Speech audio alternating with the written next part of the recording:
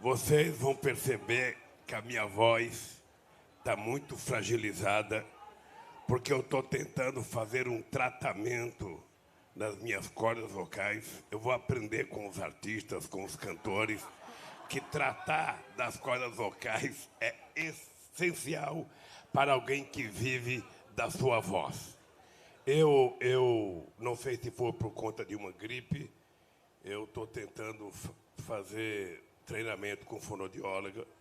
A Janja está me ajudando. E eu preparei um discurso por escrito, porque eu preciso falar pausadamente e não deixar me empolgar, porque ontem eu fui numa reunião com o PT, era para falar 10 minutos, eu falei 1h26. E eu, então, com o discurso por escrito, eu vou controlar meu tempo.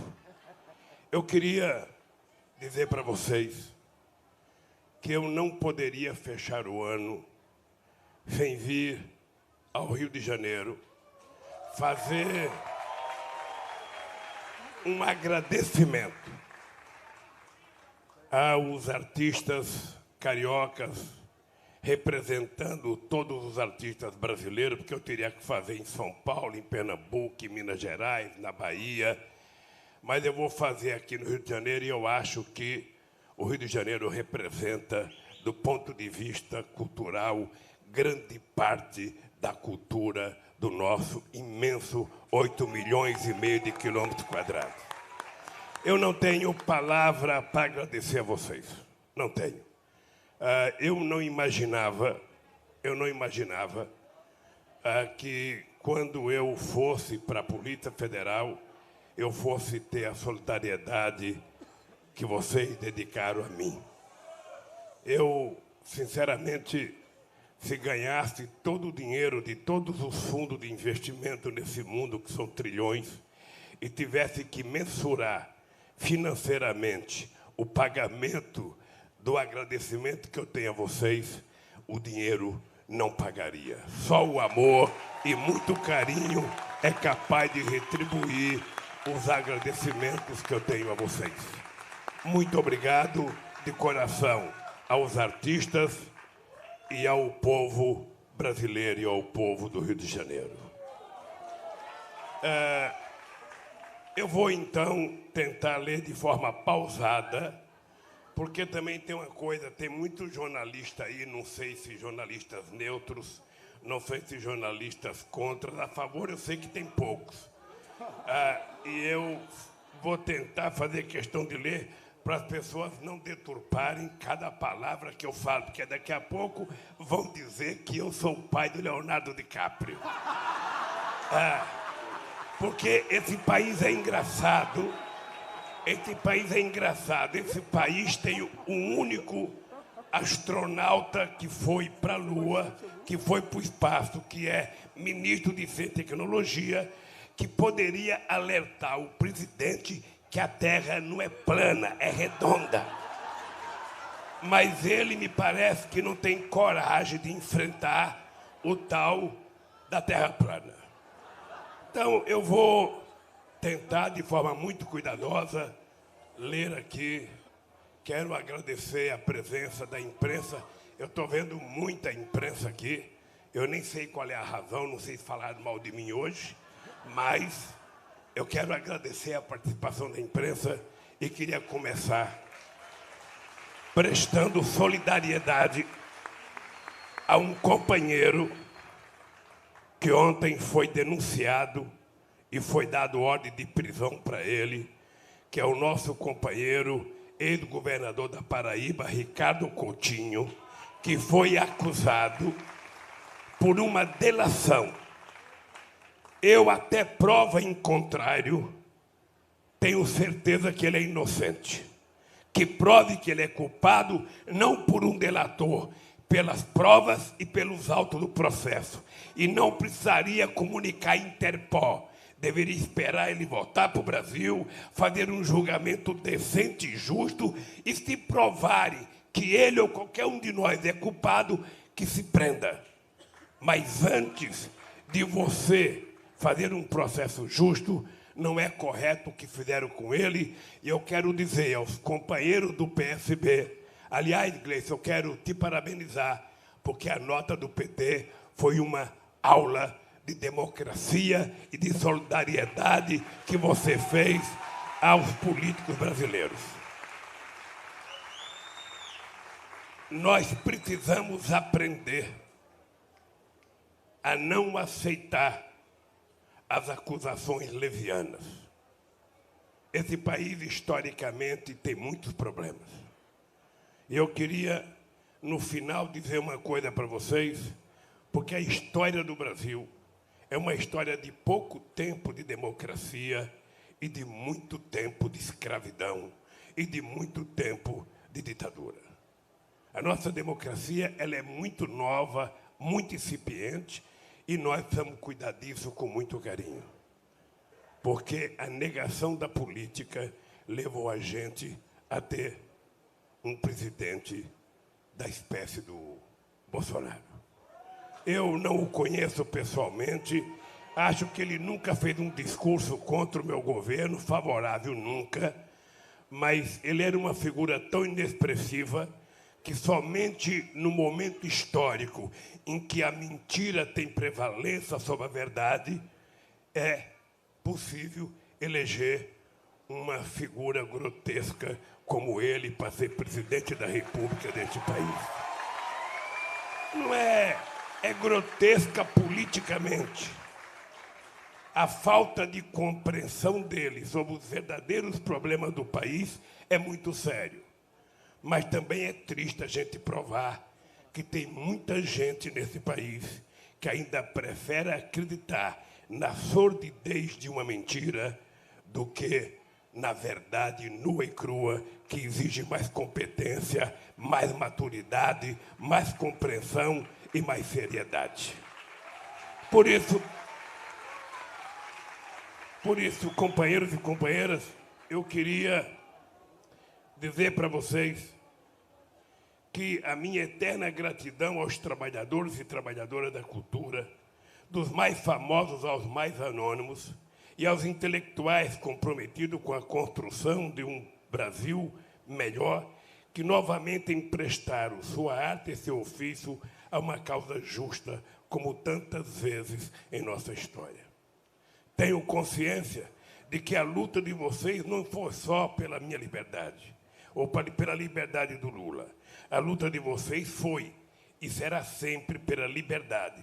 Esta palavra que na definição da Cecília Meirelles, abre aspas, o sonho humano alimenta, e não há ninguém que explique e ninguém que não entenda. Fecha aspas. A democracia tem uma dívida impagável com os artistas deste país.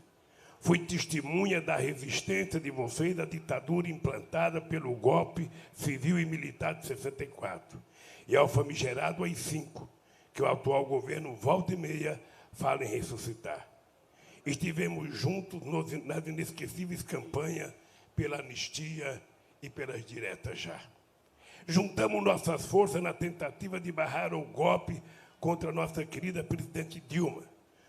Todos e todas vocês lutaram o bom combate, mas eu quero destacar o nome de uma artista que fez do seu canto o canto do povo brasileiro e que certamente estaria agora aqui conosco, como sempre esteve quando foi preciso, a nossa querida, saudosa e amada Bete Carvalho.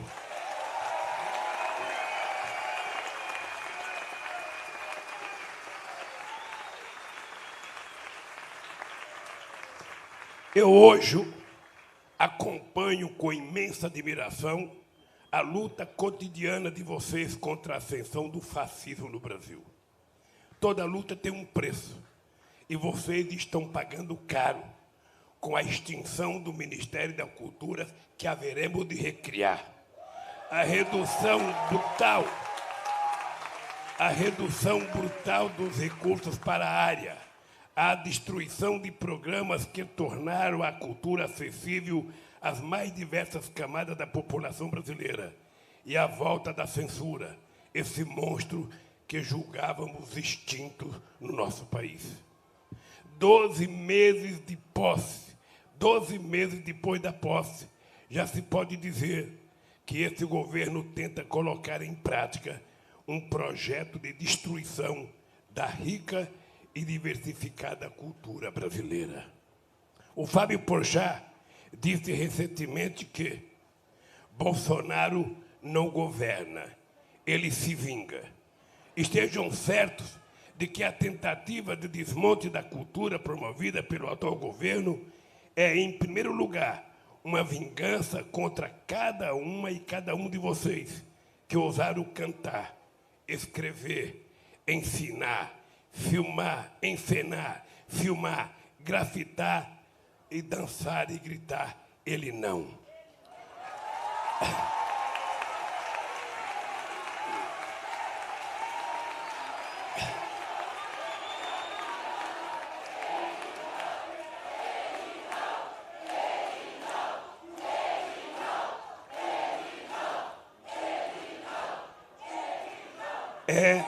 É também a vingança contra tudo o que a cultura representa para o ser humano e que é justamente o que esse governo mais odeia e mais teme.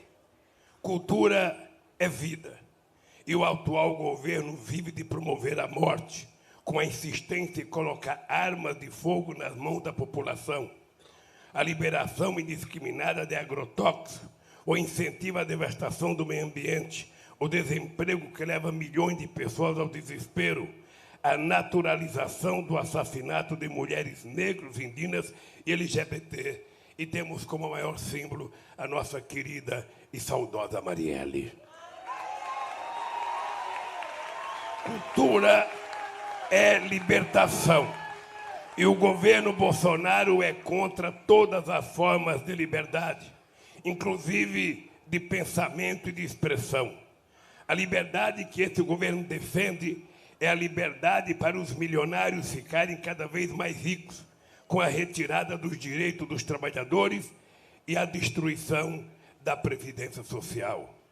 A liberdade que esse governo defende é a liberdade do extermínio da juventude negra, que o Moro tentou legalizar sob o pomposo nome de excludente de licitude, mas que nada mais é do que a licença para escolher o alvo de acordo com o endereço e a cor da pele.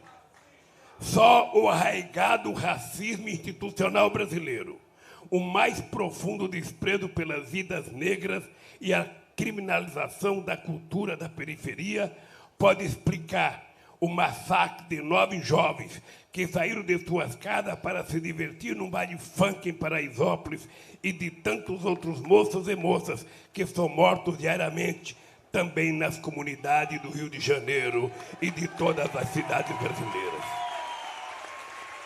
Esse país carrega em seu passado a vergonha de ter um dia criminalizado o samba e a capoeira, que eram tratados como caso de polícia, da mesma forma que hoje criminaliza expressões artísticas populares como o funk e o grafite. A elite brasileira sempre deu as costas à imensa riqueza cultural que brotou e continua brotando das periferias deste país. Ignorou o quanto pôde a genialidade de Cartola, Dona Ivone Lara, Elza Soares, Lia de Itamaracá, de Clementina e Carolina de Jesus. Recusa-se a ouvir as novas vozes, sobretudo negras, de indignação e afirmação, que hoje se manifestam no ritmo do rap e da poesia dos slams que se consolidam pelo país afora. Nós, ao contrário, sempre acreditamos e investimos na diversidade cultural brasileira. Tive a honra de contar com 2 ministros da estatura de Gilberto Gil e Juca Ferreira. Enxergamos a cultura sempre em 3 dimensões, como o direito de todos os brasileiros e brasileiras, como promotora do desenvolvimento social e econômico e como expressão da rica e diversa identidade brasileira. Assumimos o compromisso e cumprimos de combater a exclusão cultural de milhões de brasileiros e brasileiras. Garantimos a participação de artistas, gestores, produtores e sociedade na formação e gestão das políticas para a cultura. Nunca pedimos atestado ideológico a nenhum artista. Multiplicamos por 5 o orçamento da pasta, que era de apenas 770 milhões em 2003 e chegou a 4 bilhões em 2015. Criamos o programa Cultura Viva, que reconheceu e investiu em cerca de 4.500 pontos de cultura, apoiando as mais diversas expressões artísticas, fosse nas periferias dos grandes centros ou nas distantes comunidades indígenas e quilombolas. Criamos o Sistema Nacional de Cultura, a partir da articulação do governo federal com estados e municípios, para a construção de planos, conselhos, conferências e fundos de cultura. Criamos o Plano Nacional do Livro e Leitura, implementando ações como a formação de mediadores de leitura e a instalação de bibliotecas públicas em cada município brasileiro. Criamos o IBRAM para cuidar dos museus. Fizemos o PAC das cidades históricas para defender o patrimônio histórico nacional. Criamos o Vale Cultura para que o trabalhador tivesse o direito de alimentar também o seu espírito, comprando livros e ingressos para cinema, teatros e shows, entre outros bens culturais. Porque, como diz a canção do Tristãs, a gente não quer só comida, a gente quer comida, diversão e arte.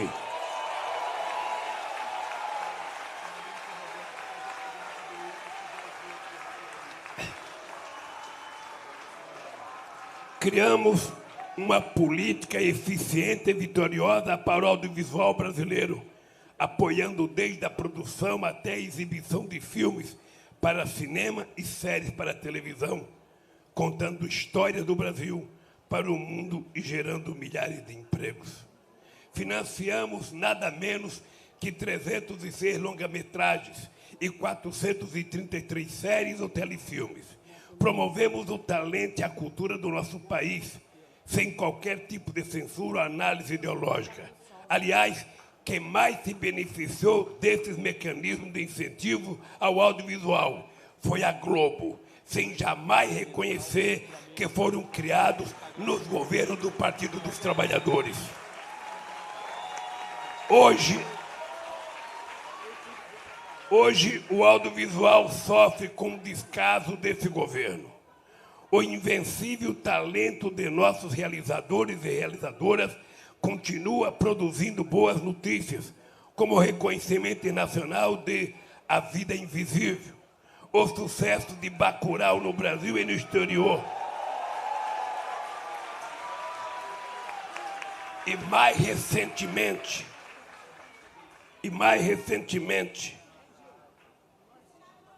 a pré-seleção de Democracia em Vertigem para o Oscar de melhor documentário. Mas milhares de trabalhadores e trabalhadoras altamente especializados são vítimas da tentativa de desmonte de um setor vital para a economia, para a construção da identidade brasileira. Inimigo da diversidade, o atual governo tenta censurar a produção e a veiculação de obras cujas temáticas não estejam de acordo com o conservadorismo hipócrita que eles pregam. Inventa toda sorte de dificuldade para o lançamento do filme Marighella, que conta um importante capítulo da nossa história e até hoje não conseguiu estrear em seu próprio país. Eu não sei qual é o problema total do filme Marighella, mas quem tiver contato com Wagner Moura tem que dizer para ele, não espera muito. Se não permitir a exibição no cinema, vamos exibir o filme em praças públicas nesse país inteiro.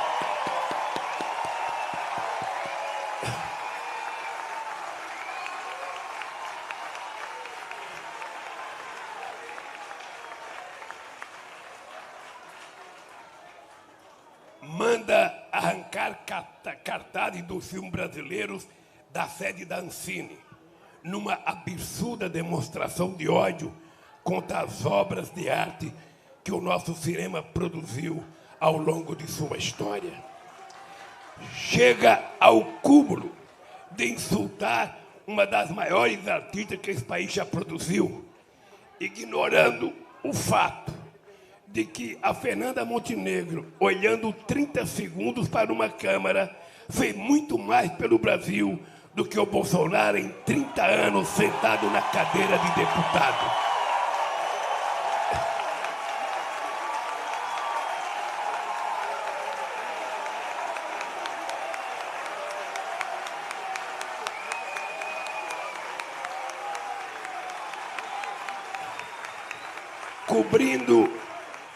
Cobrindo mais uma vez o país de vergonha aos olhos do mundo, Bolsonaro tomou a inacreditável decisão de não assinar, junto com o presidente de Portugal, o diploma concedido a Chico Buarque, agraciado com o Prêmio Camões, o mais importante reconhecimento dado a um autor de língua portuguesa. Não satisfeito na sua ânsia de ferir a alma do povo brasileiro, disparou ofensas contra alguns dos nossos artistas mais queridos, a exemplo de Caetano Veloso, Gilberto Gil, Martinho da Vila e tantos outros.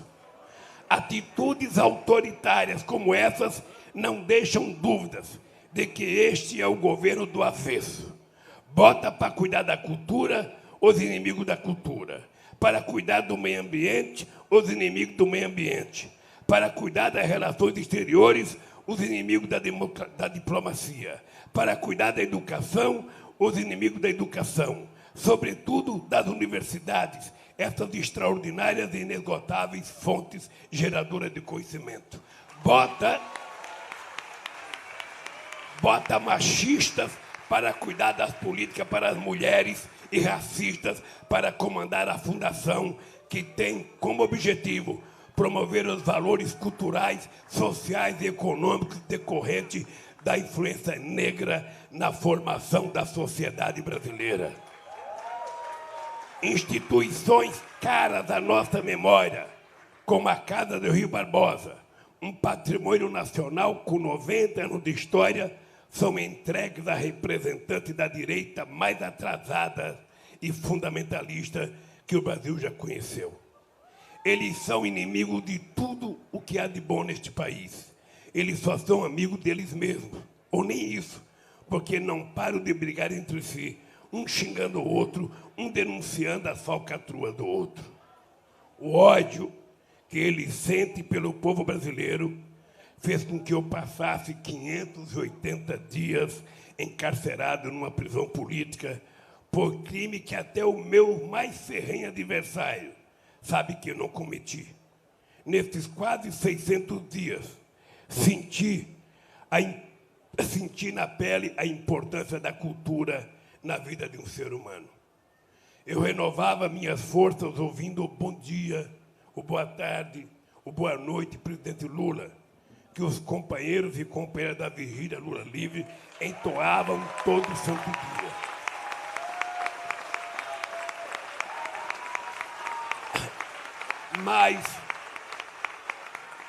Mas havia os momentos de silêncio. E o silêncio, como ensina Guimarães Rosa, é a gente mesmo demais. E o silêncio na prisão ecoa ainda com mais força dentro da gente. Eu lia para espantar o silêncio e a solidão. Lia para aprender, para adquirir novos conhecimentos, para sair de lá melhor do que entrei. Eu li para ser livre, porque quando você voa nas asas de um livro, quando você tem nas mãos uma arma tão poderosa quanto uma obra de arte, não existe grade nem parede que possa te prender.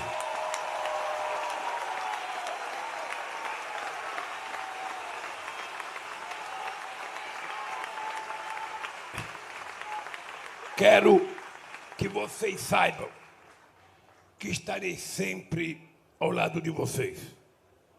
Eu me sinto parte da valente resistência de vocês. Cineastas, músicos, dramaturgos, artistas plásticos, escritores, atores e atrizes, pessoas de todas as artes, sustentam contra essa verdadeira arquitetura de destruição. É preciso lembrar que a censura imposta pelo atual governo não é apenas a cultura, é também ao conhecimento, o que explica o permanente ataque às universidades. É uma censura à ciência, como ficou explícito na demissão do presidente do INPE, Ricardo Galvão, que demonstrou, com base em dados sólidos, o crescimento acentuado do desmatamento da Amazônia.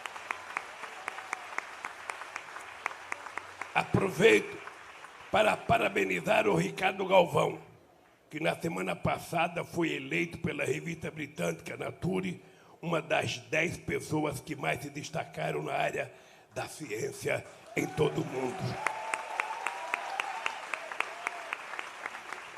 Portanto, não se entregue, não abaixe a cabeça, não desanime. Estamos juntos. Um país que deu ao mundo o samba, o cinema novo, a bossa nova, a tropicália, o teatro do oprimido e a arquitetura de Niemeyer não ficará jamais dos joelhos para ninguém.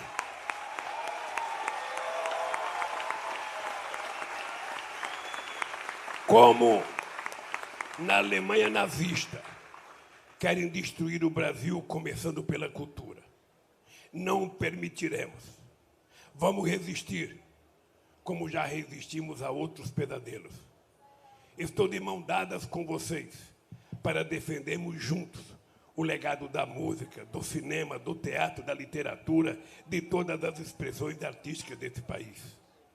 Antes de concluir, quero fazer um agradecimento especial aos intelectuais brasileiros, homenageando um dos maiores pensadores que esse país já teve e que é hoje revolucionário no mundo inteiro, o nosso querido Paulo Freire.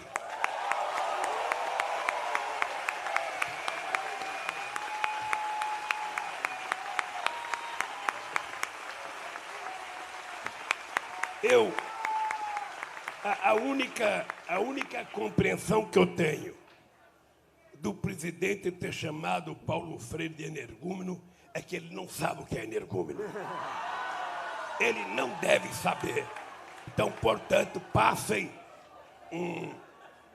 uma mensagem para ele, explicando o que é energúmeno, para ele pedir desculpa pública à história do Brasil. Paulo Freire nos deixou há muito tempo, mas suas ideias revolucionárias e amorosas para a educação e a construção de um mundo melhor continuam iluminando nossos caminhos e tirando o sono daqueles que, em pleno século XXI, ainda acredita que a Terra é plana. Contra o ódio à arte e ao conhecimento, nós estamos armados com a luz da civilização. Estou seguro, minhas queridas companheiras e meus queridos companheiros, meus queridos amigos, que mais uma vez nós venceremos. Eu quero que vocês saibam que a minha dívida com vocês é eterna. E nada me fará mudar de comportamento. E eu queria terminar dizendo para vocês que quando eu resolvi me entregar à Polícia Federal, eu tinha um compromisso. Se eu tivesse saído do Brasil, se eu tivesse aceitado ir para uma embaixada, se eu tivesse ido para um país amigo, eu teria sido tratado nas manchetes de jornais como fugitivo, ou como culpado, ou como se eu tivesse com medo. Eu tomei a decisão, contra a vontade de muitos companheiros, de ir para a Polícia Federal, porque eu precisava provar que o Moro não era um juiz, era um mentiroso que tinha compromissos políticos e por isso precisava me condenar. Eu tinha que provar que se tem alguém nesse país capaz de montar quadrilha, é o Dallagnol chefiando a Força Tarefa da Lava Jato lá em Curitiba. E eu só poderia provar se eu estivesse lá. Quando eu falei que eu não trocava a minha dignidade pela minha liberdade, é porque insinuaram que eu poderia ser solto pela progressão da pena, desde que eu fosse para minha casa e colocasse uma tornozeleira. Eu disse duas coisas: a minha casa não é prisão, eu só vou lá para lá livre, e eu não sou pombo correio para colocar a tornozeleira na minha canela. Se alguém tem que ter tornozeleira, é quem mentiu. Quando eu fui prestar o primeiro depoimento, eu disse ao Moro: você está condenado a me condenar, porque a mentira já foi longe demais. Eles deveriam não ter aceito a acusação do Dallagnol do PowerPoint, que agora foi negado a tese do quadrilhão, absolvendo eu e a Dilma. E o PowerPoint é o que criou a tese do mensalão, a tese do quadrilhão. Então, quando o juiz decretou a negação do quadrilhão, eles deveriam ter mandado prender o Dallagnol por ter mentido descaradamente ao povo brasileiro e ter tentado montar uma quadrilha, criando uma fundação, pegando 2,5 bilhões da Petrobras. E nós estamos descobrindo o dinheiro que eles tentaram pegar com outras delações para criar um fundo que eu acho que era até um fundo partidário, porque ele sonhava ser candidato a senador. O Moro, quando me condenou, eu fiquei esperando qual era o crime que eu tinha cometido. E na sentença dele, ele diz que o crime que eu cometi foi, na verdade, um ato, sabe, um ato indeterminado. Ou seja, ele não sabia qual é o crime. Por isso, eu fui para a Polícia Federal, porque eu queria provar de lá de dentro quem era que era culpado nesse país. E nós estamos avançando. Ainda não chegamos lá, porque a Rede Globo não deu uma notícia agora da Intercept, a não ser para falar a defesa do Faustão e a não ser para defender o Roberto Dávila, que fez campanha para arrecadar dinheiro de forma lícita para o filme Lula, o Filho do Brasil. Eu, sinceramente, não guardo mágoa, mas eu sou um cara que tenho mais de 200 horas de Jornal Nacional me denunciando. Tenho mais de 100 capas de revista me denunciando. Tenho mais de 1000 páginas de primeira página de capa de jornais me denunciando. Tenho milhares de Globo, SBT, Record, Bandeirante, rádio pelo Brasil inteiro. E eu vou dizer uma coisa: a bronca deles comigo é porque a maioria dos políticos não aguenta uma capa da Veja. A grande maioria da classe política não aguenta 1 minuto no Jornal Nacional. Não aguenta 30 segundos no Bom Dia. Porque no Brasil, quando o político tem um rabo preso, que ele é denunciado, ele usa a seguinte tática: é melhor submergir, ou seja, é melhor se esconder.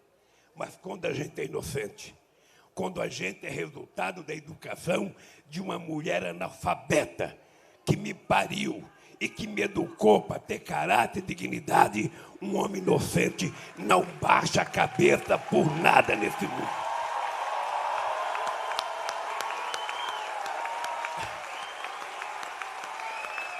Eles têm que saber que a minha relação com vocês não é eleitoral. Eles têm que saber que a minha relação com vocês é um compromisso de fé, porque nós já provamos que o povo pobre deste país não é problema, o povo pobre é solução. E na hora que a gente colocar o povo pobre dentro do orçamento da União, esse país não vai ter mais criança da rua. Esse país não pode distribuir arma, tem que distribuir livro, tem que gerar emprego e pagar salário decente. E isso nós provamos que somos capazes de fazer. Então, eu quero agradecer aos artistas, a todos vocês de todo o território nacional. E a minha retribuição é que eu vou fazer pelo Brasil uma caravana da cultura. Eu quero discutir a verdadeira cultura deste país, porque é através da cultura que o povo brasileiro vai fazer a revolução que esse país precisa para que o povo possa conquistar cidadania. Eu quero dizer para vocês a última coisa, aos artistas. Eu saí tão forte da cadeia que eu tenho certeza que o Moro tomava remédio tarja preta para dormir. Porque ele estava com a consciência pesada. Eu tenho certeza que o Dallagnol não dormia direito. E eu ainda tive o prazer de me apaixonar na cadeia.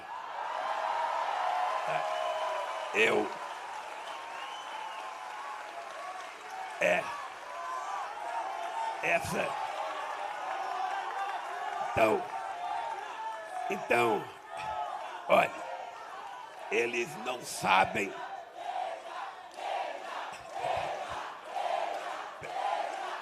Eu tô falando. Eles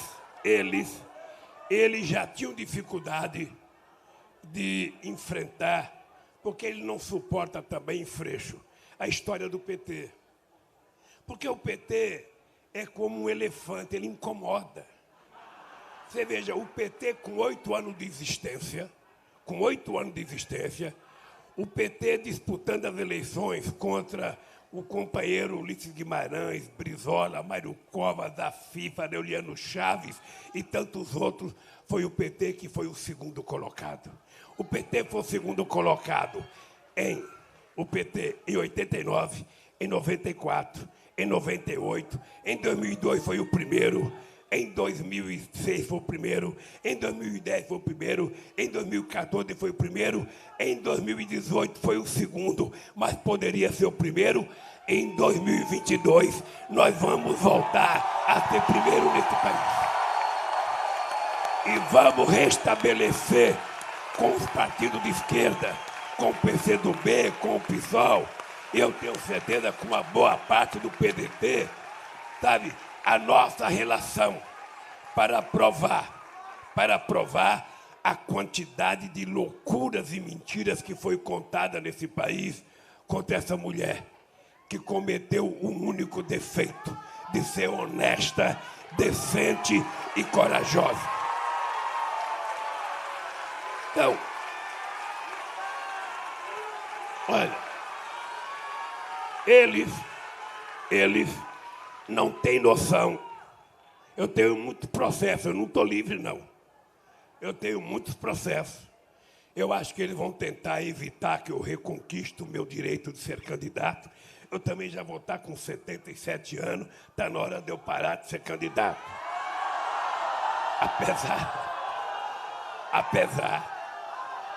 Ó, eu digo uma coisa que eu acho que a família Marinho não gosta. Quando eu digo que eu tenho 74 anos, não de idade, de experiência, tenho energia de 30 anos e estou com tesão de 20. Então, você imagina o quão vai ser difícil de suportar, sabe, e enfrentar nós outra vez pelo Brasil. Então, olha, Janjinha, se prepare, porque a luta é longa. Mas nós vamos vencer.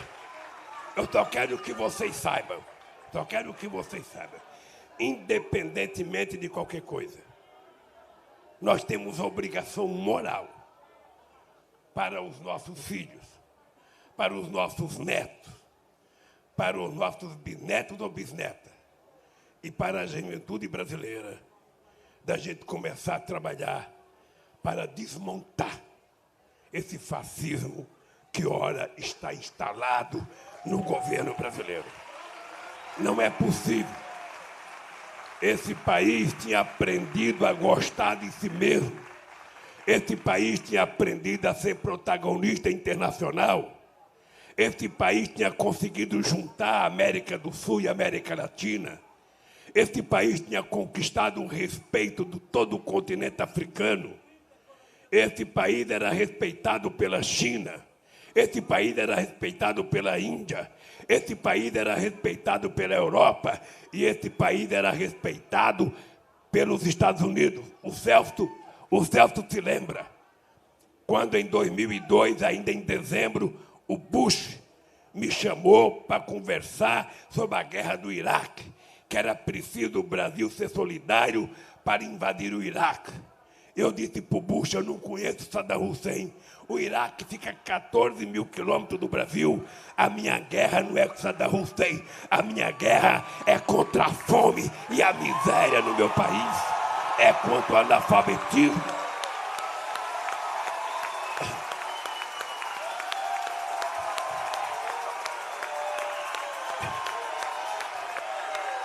E a fome que a gente tinha acabado nesse país, voltou às ruas do Rio de Janeiro, voltou às ruas de São Paulo e voltou na maioria das cidades brasileiras. Esse país não pode ser pequeno. Esse país não pode ser pequeno. A gente não pode permitir que no século XXI a gente continue na mesmice da história desse país. Depois de 300 anos de segregação, de todo um contingente de milhões de africanos que foram trazidos livres para virar escravos aqui. Não é possível que a gente não sinta a obrigação de acabar com o preconceito, qualquer que seja ele, contra mulheres, contra negros, contra índios, contra toda a questão de gênero. Nós precisamos ter uma sociedade mais civilizada, em que o respeito entre as pessoas é o fundamento da construção da nossa democracia. Não ao ódio, e sim ao amor, porque o amor vencerá em qualquer circunstância, em qualquer hipótese.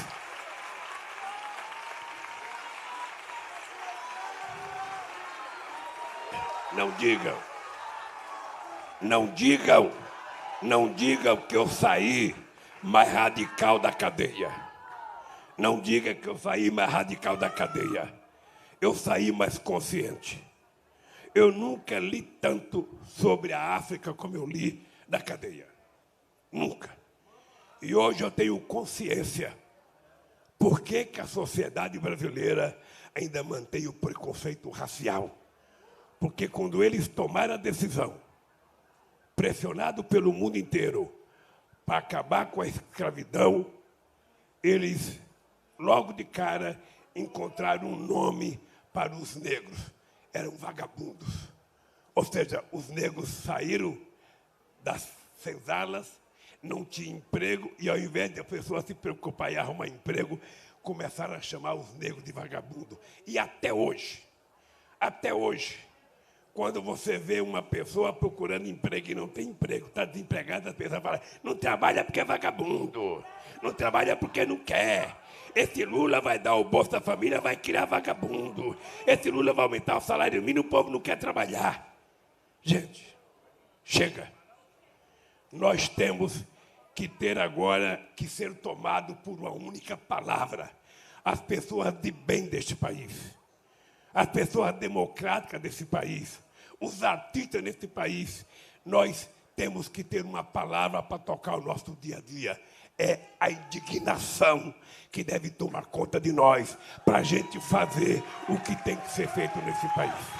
Gente, do fundo da minha alma, a gratidão que eu tenho por vocês, eu acho que é impagável. Eu só posso retribuir dedicando cada minuto da minha vida para ajudar a libertar e a melhorar a vida do povo brasileiro. Um abraço, gente. Muito obrigado por tudo. Feliz Ano Novo e Feliz Natal para todos vocês.